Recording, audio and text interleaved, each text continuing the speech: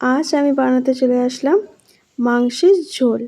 যদিও এটা পোলট্রির মাংস, তো কাঠের উনুনে করব, তাই এখানে আমি মাংস নিয়েছি। আর এখানে রয়েছে আদা রসুন বাটার জল, আর এখানে রয়েছে রসুন, আদা, টমেটো, পেঁয়াজ আর ধনেপাতা। তো এখানে আমি সব উপকরণগুলো কেটে বেটে ভালো করে গুছিয়ে রেখেছি। আর এখানে নিয়েছি ঢাকার মধ্যে আলু, কারণ এগুলো নতুন আলু তো, তাই একটু ভালো করে ধুতে হয়। তো এখানে আমি মাংসটা আবার ম্যারিনেট করে নেবো, তার জন্য আমি তেল নিচ্ছি।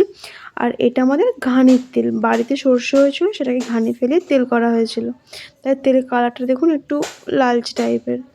তো এখানে আমি তেল নিলাম প্রয়োজন মতো, আর সাথে নেব কিছুটা নুন, আর নেব কিছুটা হলুদ গুঁড়ো। তো এবার আমি এটাকে ভালো করে মিশিয়ে নেব মাংসটাকে। তো এখানে আমার ভালো করে মাংস মেশানো হয়ে গেছে।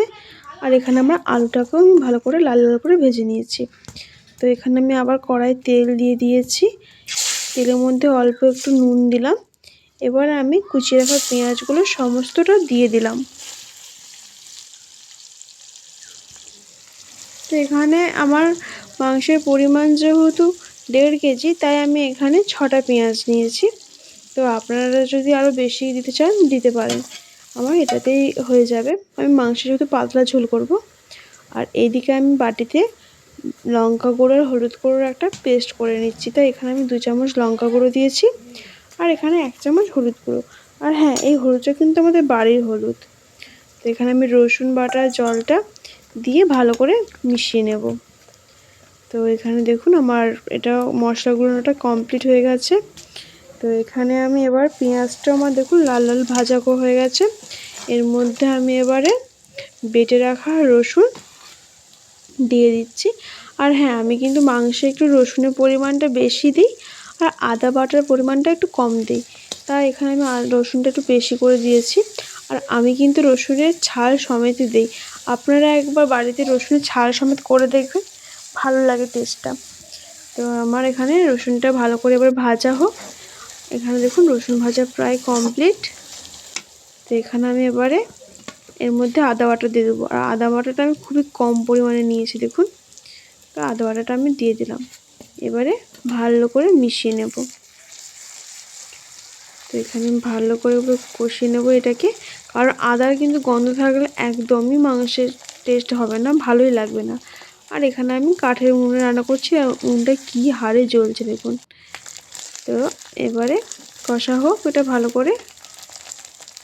এটা কষা হওয়ার পর আমি এর মধ্যে এখানে লঙ্কা আর হলুদের যে পেস্টটা জলে গুলিয়ে রেখেছিলাম, ওই পেস্টটা এর মধ্যে দিয়ে দিচ্ছি। সম্পূর্ণটা দিয়ে দিলাম, আর একটু লেগে আছে ওটা আমি ধুয়ে দিয়ে দিচ্ছি। তো এবার এটাকে ভালো করে মিশিয়ে নিতে হবে। আর জ্বালনটা খুবই জোরে লেগে গেছে, তাই আমি ঘন ঘন আর লাড়ছি আর কি।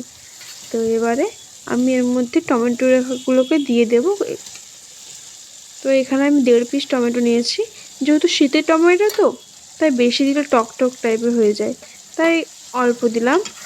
আর নয়তো আমি মাংসে একটু টমেটো বেশি করেই দিই, কিন্তু আজ 1.5টা দিয়েছি। তো এখানে দেখুন আমার মশলাটা ভালো করে কষানো হয়ে গেছে, পুরো পরিমাণে তেল ছেড়ে গেছে দেখুন। আর এরপর আমি এর মধ্যে দিয়ে দেব ম্যারিনেট করে রাখা মাংসটা। তো মাংসটা আমার দেওয়া হয়ে গেছে। এবার আমি ভালো করে মাংসটাকে মশলার সাথে মিশিয়ে নেব। আর কড়াটা বোধহয় আমার মাংসের জন্য একটু ছোটো হয়ে গেছে, কারণ ছোটো কড়া তো, উপরে মাংসটা ভর্তি হয়ে গেছে। আর এখানে দেখুন আমি ভালো করে মিশিয়ে নিয়েছি মশলাটা। তো একটু নাড়তে অসুবিধা হচ্ছে আর কি, যেহেতু কড়াটা ছোটো পড়ে গেছে, তাই আর কি। তো এখানে দেখুন আমার মাংস নাড়তে নাড়তে কতটা পরিমাণে জল বেরিয়ে গেছে মাংস থেকে। আমি কিন্তু এখানে 1 ফোঁটাও জল দিইনি, যে জলটা বেরিয়েছে ওটা মাংস থেকেই বেরিয়েছে। তো এখানে নাড়ছি মাংসটাকে এবারে। আর জ্বালন দেখুন সব বাইরের দিকে বেরিয়ে চলে আসছে। ওখানে খুবই কম, রান্নার মধ্যে তাপ খুব কম লাগছে।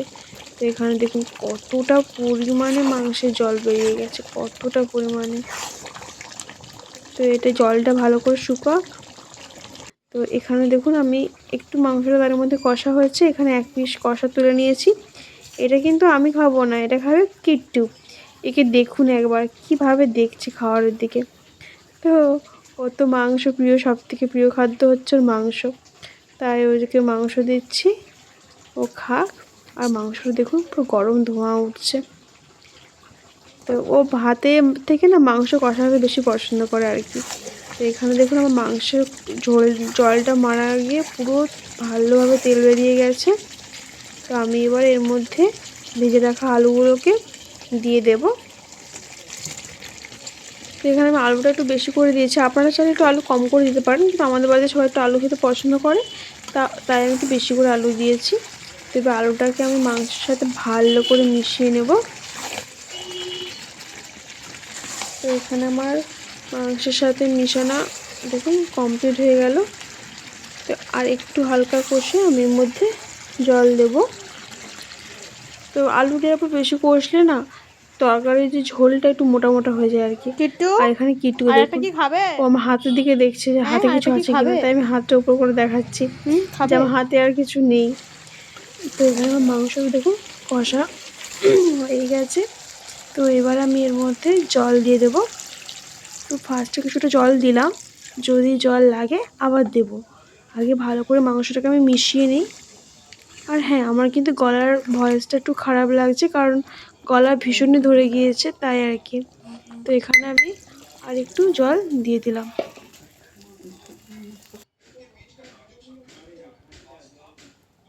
তো এবারে আমার ঝোলটা ভালো করে ফুটতে দেবো এবারে। আর এখানে দেখুন ঝোলটা আপনার দেখতে সুন্দর লাগছে না, পুরো লাল লাল ঝোল। মাংসই কিন্তু যাই বলুন লাল লাল ঝোল না হলে কিন্তু একদমই ভালো লাগে না। তো ঝোল আমার এখানে টকবক করে ফুটতে লেগে গিয়েছে অলরেডি। তো আর এই সাইডে সাইডে দেখুন কত তেলও বেরিয়ে গেছে। তো এখানে কুচিয়ে রাখা ধনেপাতাগুলো আমি দিয়ে দিলাম এবার। তো এবার এটাকে হালকা একটু মিশিয়ে নিয়ে নামিয়ে নেব। তো আমার মাংসের ঝোলটা আপনাদের কেমন লাগছে অবশ্যই কমেন্ট করে জানাবেন। আর আমার চ্যানেলটাকে প্লিজ আপনারা আরও বেশি করে সাবস্ক্রাইব করুন, তো আমার পাশে থাকবেন।